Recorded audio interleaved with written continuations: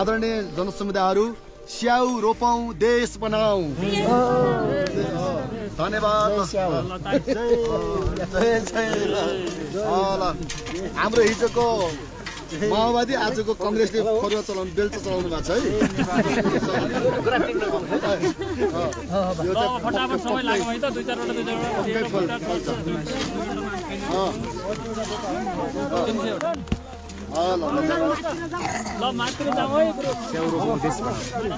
बिबिलाको खाँचो छ नेपालको नेतृत्व गर्ने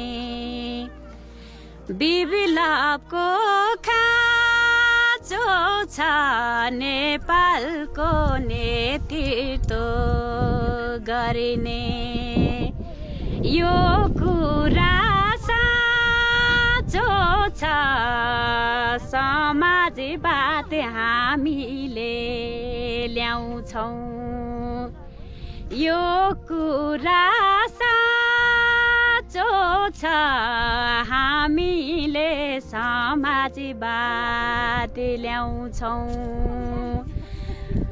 आत्मनिर्भर बनाऊ उत्पादन व्यवस्थित बनाए आत्मनिर्भर बनाऊ उत्पादन व्यवस्थित बनाए जनतालाई भनौ कृषि प्रधान देश हो हाम्रो जनतालाई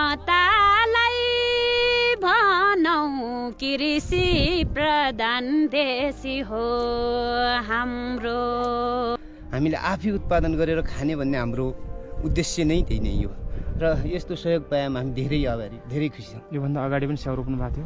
हजुर, यो गत वर्ष हामीले 200-300 बुट्टा रोपेको थियो, त्यसमा अहिले थप अब यो रोप्दै दिनु हुन्छ नि। गाउँमा यो बेकार गरिरहेछन्, यो देखाउने कुरा हो अथवा यो नाटक हो भन्ने पनि हुन्छ नि कसैको, त्यस्तो छैन यहाँ? होइन छैन यहाँ त्यसैको छैन।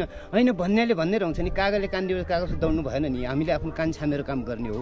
हामीलाई त अब खानु चाहिन्छ, अनि अहिले पेट भरि भएपछि हामीले अब हिँड्न सक्छौँ। अर्को भन्नुहोस् पेट भरिया छैन, अब त्यो ठुलो मिसाल भएर पनि हामीलाई काम छैन नि। हामीलाई पहिला आत्मनिर्भर गर्नको पेट पुर्याउने अहिले घाँस बाँस कपास यो हामीले अनिवार्य हुनु आवश्यक।